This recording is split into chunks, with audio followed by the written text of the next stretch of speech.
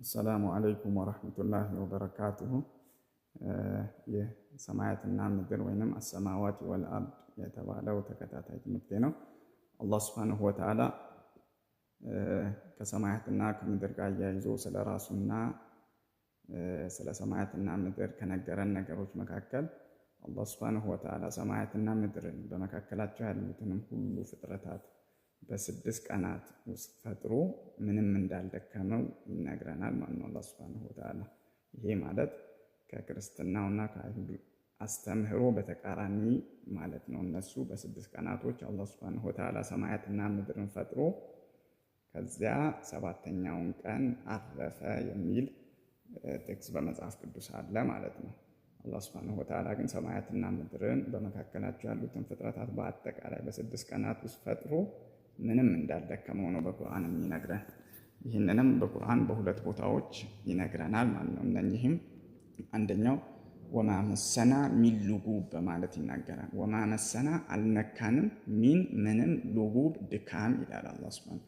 ምንም ድካም አልነካንም። ቃል በቃል ትርጉማቸው ወማ መሰና አልነካንም፣ ሚን ምንም፣ ሉጉብ ድካም። ይሄ ሱረቱል ቃፍ ላይ ነው ማለት ነው።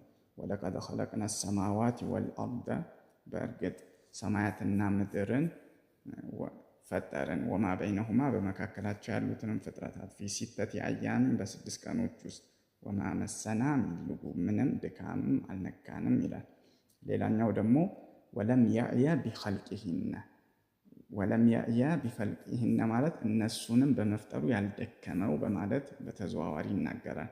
ወለም ያእየ ማለት ያልደከመው ቢኸልቂሂነ እነሱን በመፍጠሩ ፍጥረታትን ሰማያትን ምድርን በመካከላቸው ያሉትን ፍጥረታት በአጠቃላይ።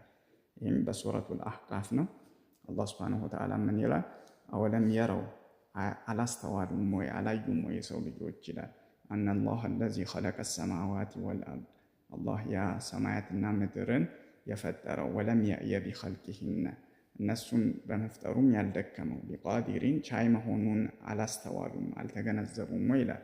አላ አን ዩሕየል መውታ ሙታንን ሕያው በማድረግ ለሙታን ድጋሚ ሕይወት ሰጥቶ በመቀስቀስ ላይ የሚችል መሆኑን አላስተዋሉም ወይ ይላል። በላ ቻይ ነው እንጂ ይላል። ነው እንጂ እንደማለት ነው። ኢነሁ አላ ኩሊ ሸይን ቀዲር እሱ በሁሉም ነገር ላይ ቻይ ነው ይላል። ሁሉንም ነገር ላይ በማድረግ ላይ ቻይ ነው ይላል። ኢንሻአላህ በሌላ ትምህርት እመለሳለሁ። ለዛሬው ሰማያትና ምድርን በመካከላቸው ያሉትን ፍጥረታቶች በአጠቃላይ አላህ ሱብሓነሁ ወተዓላ ፈጥሮ ምንም አልደከመውም የሚለውን ትምህርት ተምረናል።